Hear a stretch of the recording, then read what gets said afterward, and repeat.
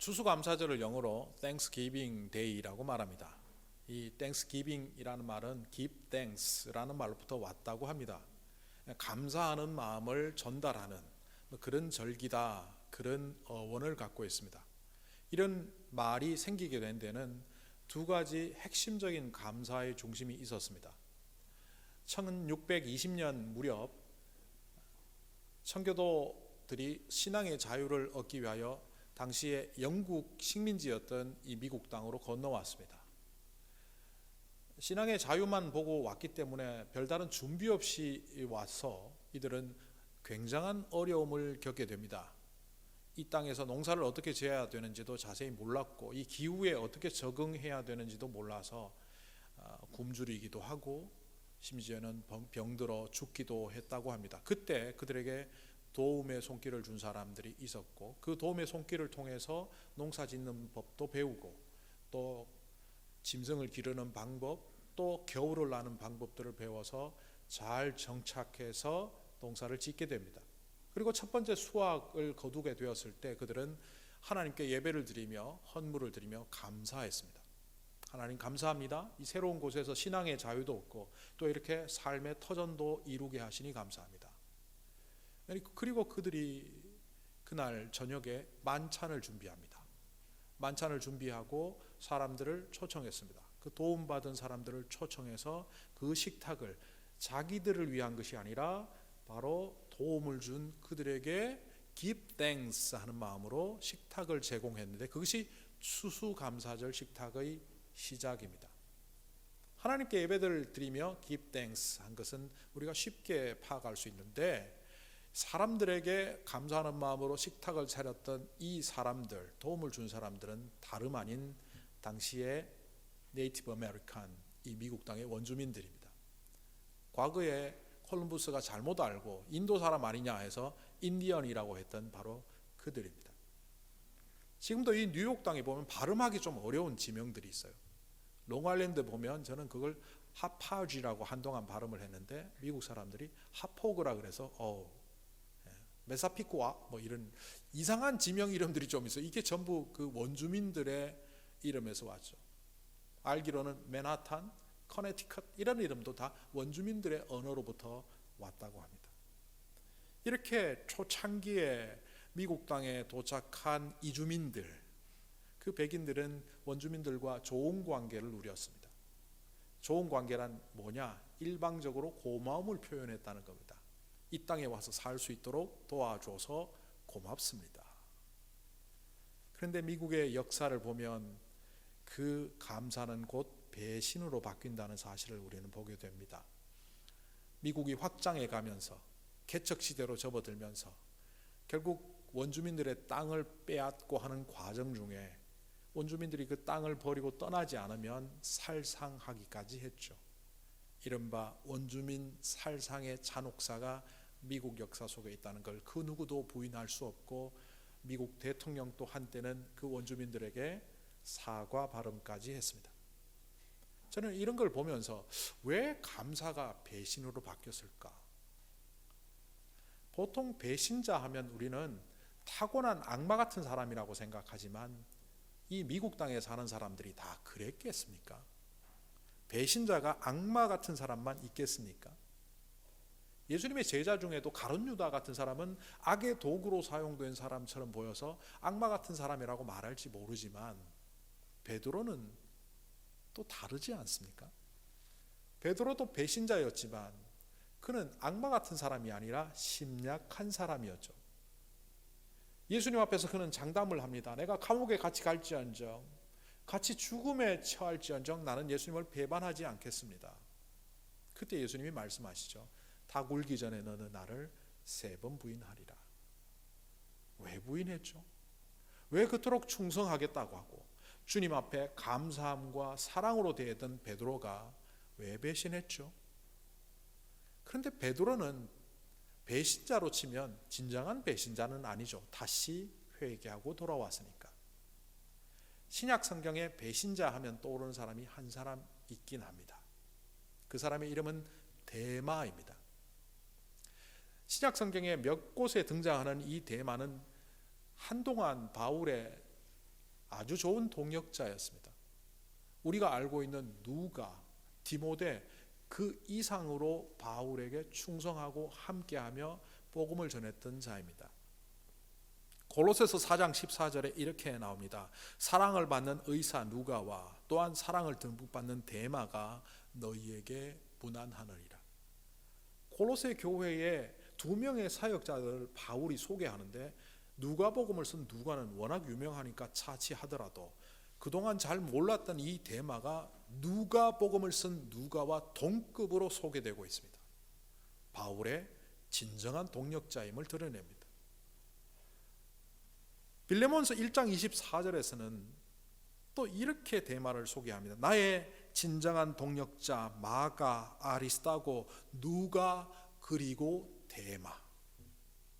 사실은 성경에 데마, 누가라고 되어 있지만 제가 그 순서를 조금 바꿨던 이유는 이른바 마가복음을 쓴 마가라든지 아리스타고라든지 누가는 정말 바울에게서 진정한 동역자들이고 복음의 동반자들입니다. 근데 바로 그 레벨에 데마라는 사람이 있습니다. 참 훌륭한 사람 같습니다. 그런데 이가 바울의 노년, 바울이 감옥에 투옥되었던 그 지점, 로마에서 두 번째 감옥에 투옥되어서 이제 마지막을 바라보는 그 지점에 그를 바울은 이렇게 언급하고 있습니다. 디모데후서 4장 10절, 데마는 이 세상을 사랑하여 나를 버리고 나를 배신하고 데살로니가로 갔다. 정말 도움이 필요하던 바로 로마의 투옥 시기에 데마는 바울을 배신하고 자기의 살 길을 찾아 데살로니가로 가버렸답니다. 데마에 관한 여러 가지 자료가 부족한 관계로 그를 깊이 연구할 수는 없지만 주어진 한도 내에서 조사를 해보면 데마는 신앙이 굉장히 좋았던 인물입니다. 그의 신앙이 워낙 좋았기 때문에 바울은 동역자로 동참해 주기를 요청했고, 그 요청에 부르심, 하나님의 부르심이라고 느껴서 오랫동안 바울과 동반자로 살아왔습니다. 그런 동역자가 왜 이렇게 배신했을까요? 이런 사람을 단순히 악마의 도구라고 치부하는 것으로는 그 배신을 설명할 길이 없습니다. 범죄 심리학자들이 이런 말을 합니다. 살인자는 살인이라는 행위적 범죄를 저지르기 전에 이미 그는 살인자의 마음을 갖고 살았다. 살인자의 마음을 갖고 살았던 그가 어느 순간 그 살인자의 마음이 폭발하는 자리가 살인이라는 범죄 행위다. 다르게 말하면 범죄자는 범죄자가 되기 전에 이미 범죄자의 마음을 갖고 살았고, 그 범죄자의 마음이 숨겨져 있다가 표현되는 지점이 범죄 사건이라는 겁니다. 데마라는 사람을 여기에 적용해 볼까요? 아니, 배신자들을 여기에 적용해 볼까요? 배신자는 배신자의 마음을 갖고 살다가 어느 순간 배신이라는 행위를 일으켰다. 가룟 유다도 데마도 실제로 그들이 살아가는 삶의 자리에서 이미 그들은 배신자의 마음을 갖고 살았다. 이렇게 범죄 심리학자의 용어로 설명할 수 있겠습니다. 그러면 배신자의 마음이 뭡니까? 나는 언젠가는 배신할 거야. 이 마음을 말하는 것은 아닙니다. 누가 그러고 배신합니까? 성경에 나오는 주님을 떠났던 사람, 그리고 현대 우리 시대에서 주님을 떠나는 사람들의 심리적인 자료들을 갖고 분석해 보니까 한 학자가 이렇게 배신의 마음을 분석해 놓은 것을 본 적이 있습니다. 배신자가 왜 배신을 할까? 배교자가 왜 배교를 할까? 그는 이미 자신의 삶의 이유를 성경이 아닌 다른 곳에서 찾아서 살고 있었기 때문이다. 첫 번째는 자기의 감정, 본능, 욕구, 원하는 바에 입각하여 살아갔기 때문에 그는 어느 순간 자기의 원하는 바를 성취시켜 주지 않는 주님, 하나님 배신하는 것이다. 두 번째는 사회적 통념, 타인의 인정, 평가, 사회적 가치에 따라 살다 보니 어느 순간 주님 앞에 서는 것이 세상으로부터 지탄받게 될 때 그는 주님 앞에 서기보다는 세상 사람들과 벗하며 나도 너희들과 똑같은 사람이야 라며 삶의 방식을 바꾼 사람들이다. 굉장히 설득력 있는 분석입니다. 간단히 얘기하면 이런 겁니다. 겉으로는 믿음 생활을 하고 심지어는 복음을 전하는 자로 살았고, 오늘식으로 얘기하면 목사와 선교사와 장로로 살아갔지만 그의 마음속에 삶의 모습은 늘 세상 사람들과 전혀 다를 바가 없었다는 겁니다. 극단적인 예를 듭니다. 교회에 어떤 성도가 등록을 했는데 목사가 그 성도를 환영하느냐 환영하지 않느냐를 뭘로 판단하느냐, 이 사람이 세속적으로 성공한 사람인가, 재산이 있는 사람인가, 교회에 이바지를 할 수 있는 사람인가 아닌가에 따라서 그럴 가능성이 있는 사람 혹은 소유한 사람들은 환영하고 그렇지 않은 사람들은 심드렁하게 대하는, 만약 그런 목회자가 있거나 그런 교회가 있다면 이 교회는 하나님의 가치가 아니라 철저히 세상적 가치로 살아가는 목회자이거나 교회라는 겁니다. 그런 교회는 겉으로 교회이고 겉으로 목회자이지 어느 순간 하나님 배반하고 예수님 배반하고 떠난 것은 너무나 쉽게 일어날 일이라는 겁니다. 오늘 이 바리새인들의 열심에 대하여 예수님이 인정하지 않는 모습이 누가복음에 계속해서 나옵니다. 이 바리새인의 열심에 대해서 유대 사회 속에서 보면 그들의 열심은 출중했습니다. 그 어떤 소득에도 11조를 떼는 사람들이었고, 그 어떤 사건 속에서도 하나님의 이름과 결부시켜서 해석하는 사람들이었고, 그 어떤 일조차도 율법 혹은 장로의 유전이라는 그들의 규례에 따라서 그 일을 하느냐 마느냐를 판단하거나 결정하는 사람들이었기 때문에 당시 유대인들이 볼 때 바리새인들은 거룩한 자 중에 거룩한 자, 경건한 자 중에 경건한 자, 하나님이 가장 기뻐하는 자라고 인정할 만한 자, 이렇게 분류되었습니다. 그런데 예수님께서는 이들의 거룩도 경건도 심지어 이 안식일에 대한 태도도 전혀 인정하지 않습니다. 왜 그럴까요? 우리는 이미 알고 있죠. 예수님은 하나님이시죠.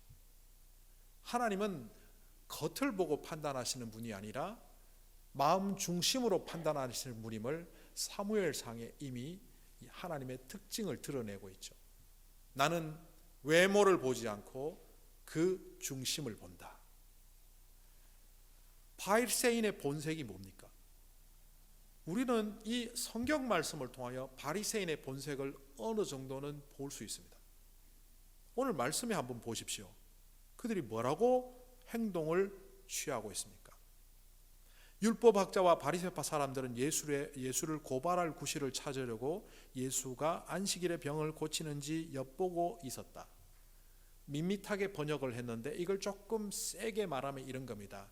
그래, 한번 두고 보자. 내가 너를 반드시 넘어뜨린다. 네가 실수할 때를 내가 기다린다. 그래, 오, 병자랑 얘기를 나눠? 좋아. 너 오늘 안식일인데 고치면 이걸로 네 인생 끝이야. 이렇게 한다는 겁니다. 시작도 하기 전에 이미 올무를 쳐놓고 쳐다보는 악마의 눈을 갖고 있습니다. 게다가 이 사건이 끝나고 난 다음에 그들이 뭐라고 말을 합니까? 그들은 화가 잔뜩 나서 예수를 어떻게 할까 하고 서로 의논하였다. 여기는 부드럽게 기록을 했네요. 누가에 비하여 마태복음 12장 14절에서는 강하게 기록합니다. 그 사건이 끝난 이후 12장 14절을 그대로 읽겠습니다. 그래서 바리새파 사람들은 밖으로 나가서 예수를 죽일 모의를, 없앨 모의를 하였다. 이들은 사건이 일어나기 전에도 망하기를 기대했고, 사건이 일어난 이후 예수를 죽일 모의를 한 사람들입니다. 자, 이 전과 후를 보면서 바리새파 사람들이 좋은 사람들입니까? 나쁜 사람들입니까? 어느 정도 짐작이 되죠. 나쁜 사람들입니다. 그들이 겉으로는 거룩으로, 겉으로는 경건으로, 겉으로는 하나님께 감사하는 예배로 포장하고 있지만 그들의 심중에는 이런 것들이 들어있는 것을 예수님은 이미 간파하셨고, 그랬기에 그들의 외형적인 거룩과 경건을 인정할 수가 없었던 겁니다.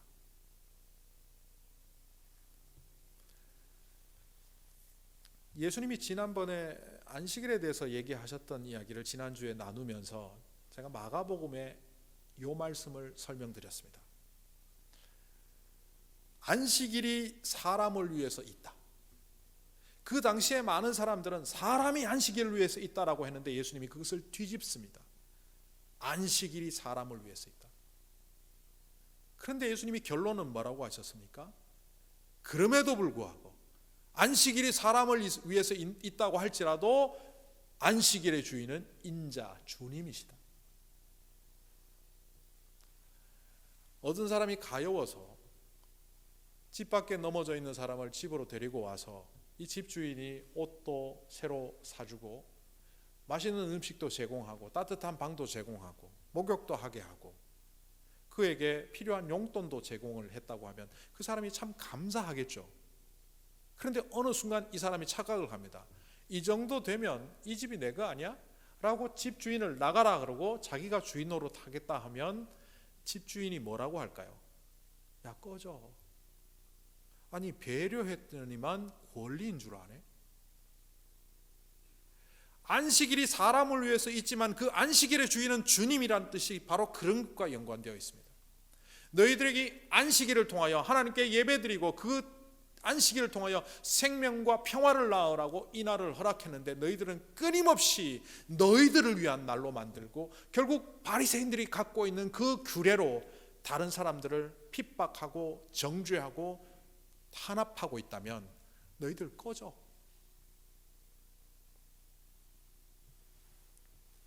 오른손 마른 자의 입장에 한번 서볼까요? 이 오른손 마른 자가 계산을 잘하는 사람이라면 예수님께 이렇게 말했을 수도 있을 것 같습니다. 예수님, 제 손 이거 그렇게 급한 거 아니거든요. 제가 이게 오른손을 잘 못 써서 심각하긴 하지만 제가 그래도 병 낫고 난 이후에도 유대 사회에 섞여 살아야 되지 않겠습니까? 그럼 저 사람들 미움받아서는 전 살 수가 없어요. 그러니까 내일 안식일 다음 날 고쳐주세요 라고 하거나 아니면 아무도 없는 데 가서 몰래 그냥 주님하고 저하고 아는 자리에서 고쳐주시면 제가 이러고 있다가 월요일 날 짠 다 낫지 하면 되니까 그렇게 해주시면 어떻겠습니까? 이렇게 말할 수 있어요. 하나님이 우리의 은혜를 주셔서 예수님께서 은혜를 주셔서 나를 고쳐주신다고 하지만 병 고친 나은 이후에도 생각해야 될 것 아닙니까? 유대 공동체 안에 살아야죠. 왕따 당하면 안 되잖아요. 그런데 오늘 오른손 마른 자의 모습을 보면 그런 모습이 전혀 없습니다. 언어로 말하는 것은 한 면도 나오지 않습니다. 오늘 이 장면 속에서 오른손 장애인 이 사람은 철저히 침묵하고 있습니다. 그런데 그는 말로서 침묵하지만 행동으로는 말하고 있습니다. 예수님이 일어나라 하니까 일어납니다. 이 사람도 상황을 다 알죠. 바리새인과 서기관들이 올무를 쳐놓았고 이 예수님이 병자를 고치면 당장 득달같이 일어나 율법으로 예수님을 어떻게 하려고 할 거고 그러면 자기는 예수님 편에 서 있다고 사람들이 알기 때문에 결국 자기에게도 그 피해가 올 거라는 걸 이 사람은 알죠. 그러니까 안 서야 돼요. 만약 그 계산을 하고 있다면. 그런데 이 사람은 섭니다. 일어섰을 뿐만 아니라 남들이 다 보이는 한가운데로 가라. 한가운데 갑니다. 사람들이 막 웅성웅성 됐을 거예요. 또 영화 같은 데 보면 지금 뭐 하시는 거예요? 안식일날 회당에서 왜 이런 일을 합니까? 막 떠들고 그랬을 거예요. 그때 주님은 다 무시하고 네 손을 내밀어라. 손을 내밉니다. 그리고 고쳐주시죠. 일어서 한가운데가 손을 내미는 세 가지 동작을 한 것 같지만 이 세 가지 동작을 통하여 이 오른손 장애인은 두 가지를 고백하며 느꼈을 겁니다. 순종 그리고 감격. 누가 뭐라고 하든 나는 저분의 말만 들을 거야.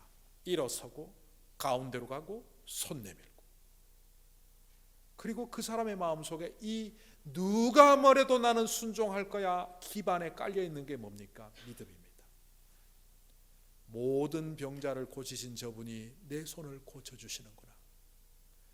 저렇게 안식일 날 바리새인들에게 공격을 당하고 있음에도 불구하고 나를 고쳐주시기 위하여 전혀 서슴지 않고 나를 부르고 계신 저분의 음성이 나를 감격하게 하는구나.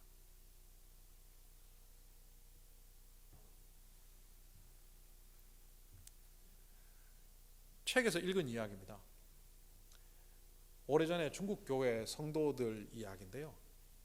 한 믿음 좋은 성도가 농사를 짓고 있는데 어느 날 논에 갔더니만 논에 물이 다 빠져 있는 거예요.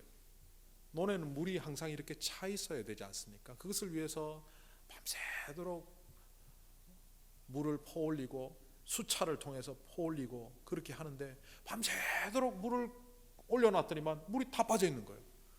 뭔가 봤더니만 자기보다 조금 낮은 논이 옆에 있는데 거기서 이렇게 논둑을 헐어서 물 다 빼간 거예요. 누가 이런 못된 짓을 하나 하고 봤더니만 자기 교회에 나온 지 얼마 안 되는 초신자가 그런 일을 한 거예요. 역시 속으로 그랬겠죠. 역시 초신자들은 복음을 몰라서 아주 얍삽하게 살아. 그렇게 흉보면서 그 논둑을 가로막아서 물이 빠져나가지 않도록 하고 다시 물을 채우고 집으로 갔습니다. 그 다음날 왔더니만 또 물이 다 빠져 있고 논둑이 또 무너져 있는 거예요. 그래서 화가 나갖고 대충 엎어놓고 주님 앞에 하나님, 저 사람을 어떻게 가르치면 좋겠습니까? 왜 저 사람은 저렇게 불의합니까? 막 분노하면서 그 사람이 기도를 했대요. 그러니까 성령님이 그분의 마음속에, 그 성도의 마음속에 이런 생각을 주더라 합니다. 논둑을 가로막고 물을 채우고 났더니 네 마음이 기쁘더냐? 네 논에 가득한 물을 보면서 평화의 마음이 들더냐? 그래서 깨달았답니다. 네가 믿는 자라면 다르게 해야지. 깨달은 바대로 실천했답니다. 수차에 밤새도록 낮은 데 논에 먼저 물 푸고 거기 물 가득 채우고 난 다음에 자기 논에 문을 채우니까 2배로 힘들었지만 그 다음 날에도 물이 빠져나가지 않죠. 며칠간 유심히 자기 논에 물이 왜 차는지를 이유를 찾았던 이 초신자 농부는 며칠이 지난 후 그 성도에게 찾아와서 이렇게 말했답니다. 당신은 정말 그리스도인이네요. 나도 이제 당신처럼 그리스도를 믿고 따르는 자가 되고 싶습니다. 이 이야기를 들은 농부의 마음, 그 성도의 마음에 평화와 감격이 넘쳤답니다. 우리는 감사하면 받은 것을 주목합니다. 뭔가 받은 것이 있으니까 내가 감사할 수 있다라고 생각합니다. 그래서 어떤 사람들은 저는 별로 받은 게 없어서 감사할 것도 없어요.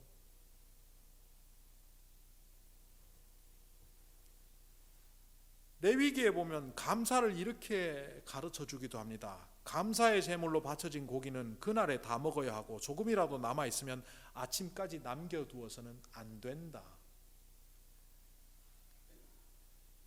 출애굽기 12장에는 그보다 더 강하게 이야기합니다. 감사의 제물로 바쳐진 고기가 그 다음날 아침까지 남았을 때는 소화시켜라. 예전에 어떤 유명한 목사님이 소화시키라는 말이 다이제스트 하라는 말인 줄 알고 설교를 쫙 하셨어요. 하나님의 말씀을 꼭꼭 씹어 소화시켜야 합니다. 근데 이 소화시키라는 얘기는 burn away, 불태워버리란 말이거든요. 아니 그 귀한 고기를 왜 하루 지나서 아침에 고기가 남으니까 불태워버리라고 하셨을까요? 내가 감사의 제물을 바칠 때 양 한 마리, 염소 한 마리, 송아지 한 마리 바치면 그거 제 혼자 못 먹는데, 그래서 남을 수밖에 없어서 쟁여놨다가 그 다음 날도 먹고 그 다음 날도 먹어야 되는데 온 가족이 달겨들어 다 먹어도 그 한 마리 다 못 먹어서 남긴 걸 왜 불태우라고 할까요? 머리 있는 사람은 깨닫게 되죠. 이 감사의 제물은 이웃과 나누라는 겁니다. 감사의 가장 중요한 것은 나눔입니다. 왜 우리가 감사의 제물이, 감사의 마음이, 감사의 모습이 자꾸 사라져 가느냐 하면 감사를 소유만 했지 나누지 않았기 때문입니다. 자기 논에 논물 채우고 이만하면 됐다라고 했기 때문에 누가 그걸 건드리면 화가 나고 불평이 일어나고 평화가 깨어지는 거예요. 그런데 그 논의 물이 나눈 것으로부터 시작해서 남의 논까지 채워가는 그 작업을 했더니만 오히려 평화와 감격, 감사가 넘쳐나지 않습니까? 성경은 우리에게 감사는 배려고 나눔이고 용서고 사랑함이라고 말합니다. 이제 앞에서 제가 찬양 인도할 때 했던 이야기 기억나십니까? 구약 성경에 감사가 왜 이렇게 안 나오지? 구약 성경의 감사는 감사라는 단어로 등장하지 않습니다. 남을 섬기며 나누어 주는 모습으로, 남을 배려하는 그 행위로, 혹은 사랑을 베푸는 마음으로, 용서하는 마음으로 드러날 때 그것을 감사라고 규정하며 받아들였기 때문에 구태여 감사라는 명사를 사용하지 않습니다.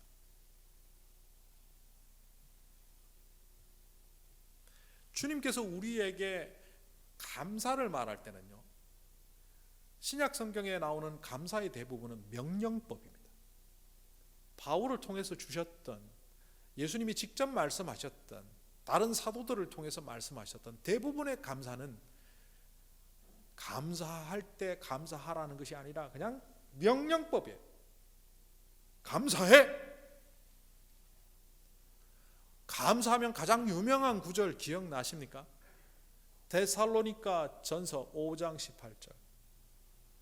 우리는 보통 이 구절을 세트로 외우죠. 세트로 외운다는 얘기는 항상 기뻐하라, 쉬지 말고 기도하라, 범사에 감사하라, 이는 그리스도 예수 안에서 너희를 향하신 하나님의 뜻이니라. 근데 이거 조금 잘못된 겁니다. 암송을 그렇게 하게 시켜서 그런 거지 실제로는 5장 18절 범사에 감사하라, 요 뒤에 하나님의 뜻이 붙어 있습니다.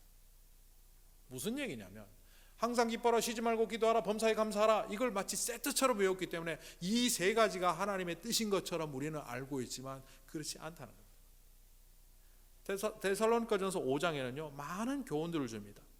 예를 들어서 오래 참으라, 선을 좇으라, 항상 기뻐하라, 쉬지 말고 기도하라, 범사에 감사하라, 성령을 소멸치 말라, 예언을 멸시치 말라, 뭐 이렇게 여러 가지 교훈들을 주면서 유독 범사에 감사하라 뒤에는 하나 꾸미는 구절을 집어넣습니다. 그게 뭐냐? 이는 그리스도 예수 안에서 너희를 향하신 하나님의 뜻이다. 여기서 이는 이라는 말은 단수입니다. 그럼 앞에 나오는 것들을 받는 것이 아니라 바로 앞에 나오는 범사에 감사하라, 그 한 문장만 받는 겁니다. 성수격을 일치시키는 헬라어에서 그는 당연한 해석입니다. 왜 유독 다른 모든 것을 제외하고 범사에 감사하는 것을 하나님의 뜻이라고 강조할까요? 심지어는 범사에 감사하라는 얘기는 이런 거잖아요. 모든 일에 감사하라. 감사할 수 없을 때도 감사하라. 핑계 대지 말고 감사하라. 받은 것이 없어도 감사하라. 아파도 감사하고, 건강해도 감사하고, 있어도 감사하고, 없어도 감사하고. 왜 이토록 하나님은, 우리 주님은 이렇게 감사를 강요하실까? 미국의 어떤 아이가 엄마에게 쓴 감사 편지 글을 제가 읽은 적이 있습니다. 그 중에 일부를 제가 읽어볼 텐데요. 제가 발음도 그렇게 좋지 않고 오늘은 또 특별히 번역도 안 해드릴 테니까 영어로만 한번 알아보십시오. I got the best mom in the whole world. Others may argue otherwise, but to me, She is the best mom. She's always in the background, sacrificing her wants and needs for me. My mom is most humble, altruistic figure that I look up to. My mom can make me cry with the simplest words and things. She knows what I need even before I say it. She provides me comfort, cornerstone for my everything, and above all, the greatest form of the true sacrificial love. And I love my mom to death. 엄마가 나한테 다 해준대요. 정말 희생적이래요. 다 알아들으셨으니까 설명 안 할게요. 그래서 세상에서 우리 엄마 최고래요. 얘가 진짜 엄마를 사랑하면서 감사하는 것을 표현했는지 안 했는지 이 글로는 잘 모르겠어요. 그런데요, 이 아이의 엄마는 전혀 신체를 움직일 수 없는 굉장히 중증의 장애자입니다. 아이가 성장하는 동안 그냥 육체적으로 해준 게 없어요. 그런데 왜 이 아이는 엄마로부터 모든 것을 받았고 내가 말하기도 전에 엄마는 다 해줬다고 말할까요? 제가 이 글을 보면서 내가 감사를 잘못 알고 있었구나. 일반적으로 감사는 받은 것에 대한 감사라고 생각했는데 이 아이는 받은 것 그 이상의 뭔가가 있다는 걸 말하구나. 받은 것 그 이상의 그게 뭘까? 성경에서 우리에게 감사하라, 감사해야 된다, 모든 일에 감사해야 된다. 심지어는 빌립보서에 보면 오직 모든 일에 기도와 간구로 그리스도 예수 안에서 감사함으로 하나님께 아뢰라. 아니 감옥에 갇혀 있는데 뭘 그렇게 또 감사해? 이렇게 말할 수 있는 상황에서도 감사하라고 말합니다. 도대체 이 감사가 뭘까요? 왜 우리에게 이토록 감사를 강요할까요?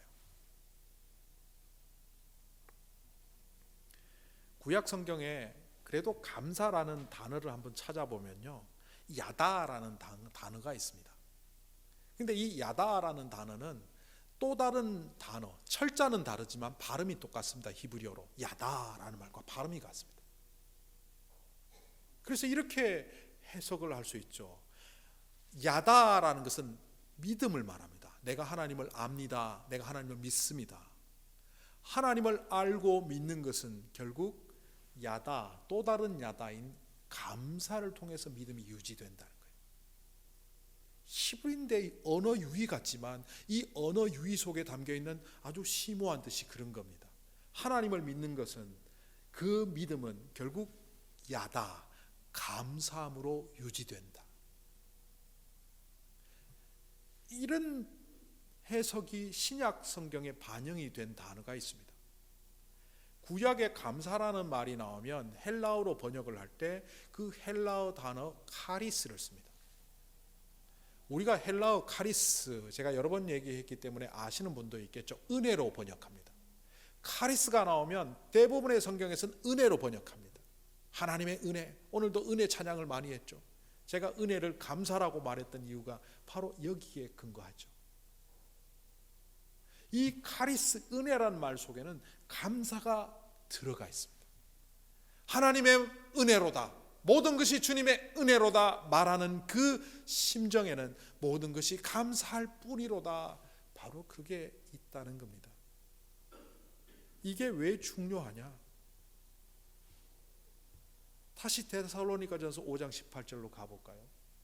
왜 모든 일에 감사하는 것이 하나님의 뜻일까요? 제가 다른 번역으로 읽어보겠습니다. 데살로니가 전서 5장 18절. 모든 일에 감사하시오. 이것이야말로 그리스도 예수 안에서 하나님께서 여러분에게 원하시는 것입니다.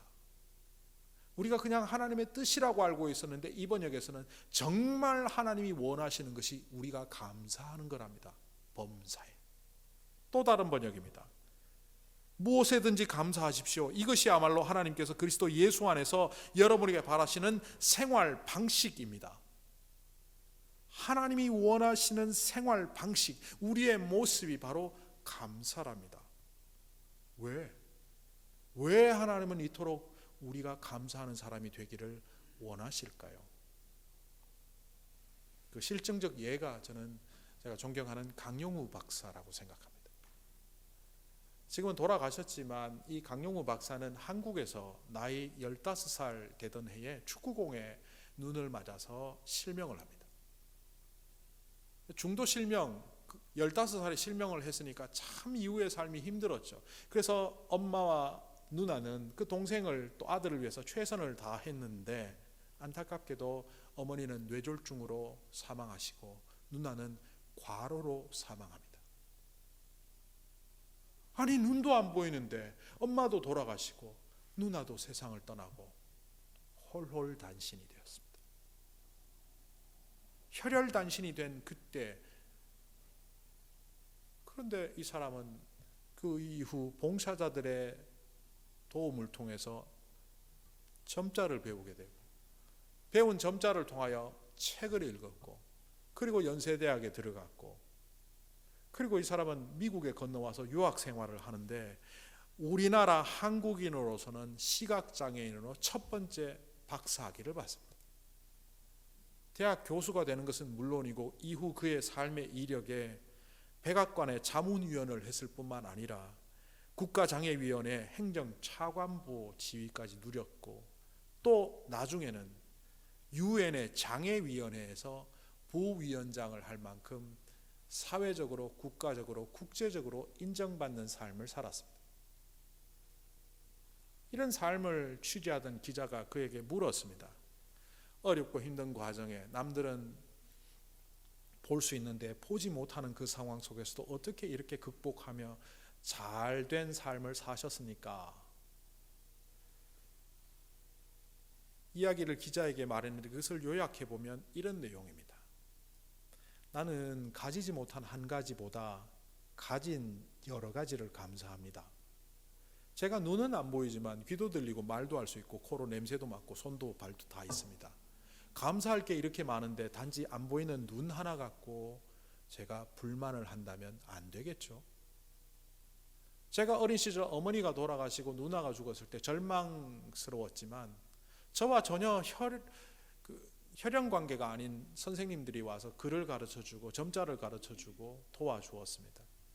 그리고 저는 대학에 들어갔고 그 학교에서 장애인, 시각장애인은 받을 수 없다고 할 때 사회적 분위기가 저를 대학교에 가게 했고 심지어는 저는 유학까지도 여러 사람의 도움을 받고 왔습니다. 제가 지금까지 도움받은 사람은 수천 명이 넘습니다.